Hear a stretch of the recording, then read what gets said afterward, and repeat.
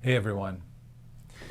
Every once in a while, as Christians, we can get awfully discouraged. We can get kind of a woe is me attitude and feel like victims in this world, like we're the only ones left, the only believers in all the world, and that the whole world is against us.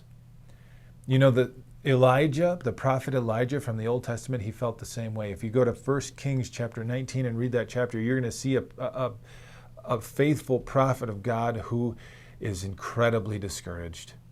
He was so discouraged because he thought he was the only believer left in the whole world. He was so discouraged that he wanted to die.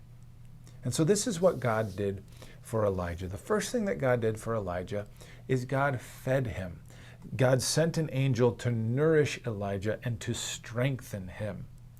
The second thing that God did for Elijah is that he sent him on a mission. Now that Elijah had been fed and nourished and strengthened, God gave him something to do, something to focus on so that he could carry out the mission of the Lord.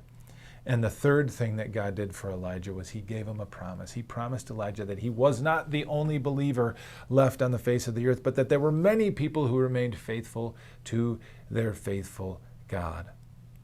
If you're ever feeling discouraged, if you're ever feeling like the victim, if you're ever stuck in your woe is me attitude, know that God does those same three things for you.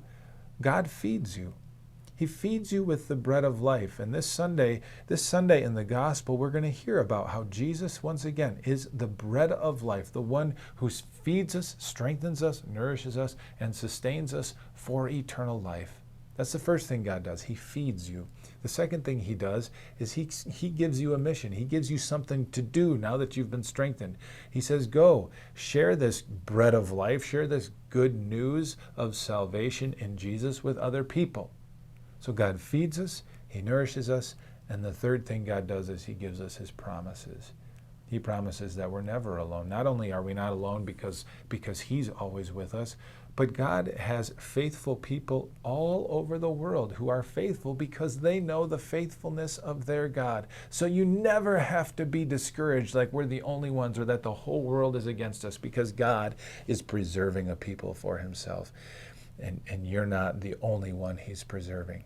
He feeds you, he nourishes you, he sends you on a mission, and then he gives you his great promises. That's what God does anytime we're discouraged. So find hope, find comfort, find joy in the encouragement that you get from your God. God bless your week.